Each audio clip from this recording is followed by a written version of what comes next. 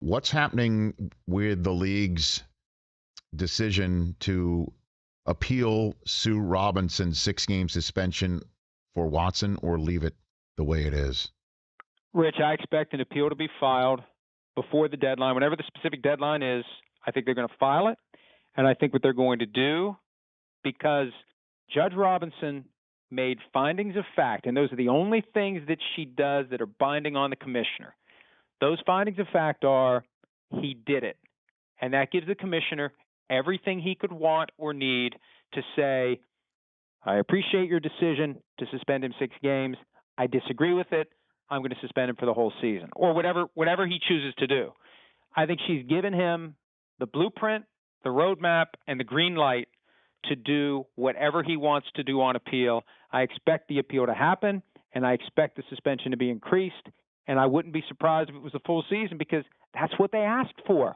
That's what the people who work for Roger Goodell went into the hearing before Judge Robinson and requested. Why would they change their minds a month later? People need to get ready for this because at a minimum, it's going up. And I wouldn't be surprised if it's a full season. And if it is, the Players Association's next move would be to do what? File a lawsuit in federal court. Then it becomes a race to the courthouse. And we've seen this before. Ezekiel Elliott filed his lawsuit a little bit too early and initially won in Texas, but then lost because he filed it too early. See, the NFL's got a great system set up here because they won the Tom Brady case. They won the Ezekiel Elliott case. All the NFL has to do is file its own lawsuit in federal court in New York City before Deshaun Watson would file his lawsuit wherever, in Ohio or wherever he would file it. And when you know when the decision is going to become final from the commissioner, I mean, they control the starter's pistol in the race to the courthouse. So you send the kid down to the courthouse. He's ready to file the paperwork. You text him that the commissioner finalized his decision. Boom, you file the lawsuit. You win the race to the courthouse. You're in a favorable forum. I won't bore anyone with the details as to why it's favorable, but it is.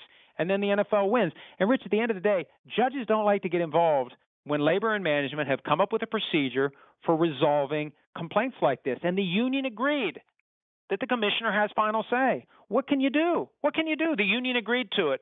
So even though he's not the guy who's judge and jury, he still is the appeals court, and the appeals court's always the most powerful of any of the people in the overall process. But you can get a temporary restraining order to put Deshaun Watson on the field week 1, right? While this whole thing plays out. That is the rub there. Because they're not fighting the 6-game suspension. I think this is a week 7 question. It's an excellent point, great instincts, and I've poked around on this. I've been around. I think if they would go to court, they've already conceded the first 6 games. This is week 7 at Baltimore. Because that's what Brady did, didn't he? Didn't he do that? Or who did that? Somebody. Brady's facing 4 games from week 1. Right. Brady delayed it a whole year because he initially won in court, but he lost at the appeals level. And right. The precedent from that case is what gets used against Watson if the NFL wins the race to the courthouse. But because Judge Robinson already has found a 6-game suspension, and unless the NFLPA appeals that, and they've already said they won't, I don't think any of this becomes relevant until week 7. What if Goodell? Even if they fight in court. What if Goodell just doubles it, goes to 12? Would the Players Association sue on that? Like what I'm saying is what increase of penalty would you think the Players Association accept? None? I think the reporting from Charles Robinson a few weeks ago was if it's full season, they'll go to court. It's a great question, though. If it's 14, if it's 12, if it's 10, will they exercise their prerogative to go to court? That's a great question. I don't know the answer to that. Yes.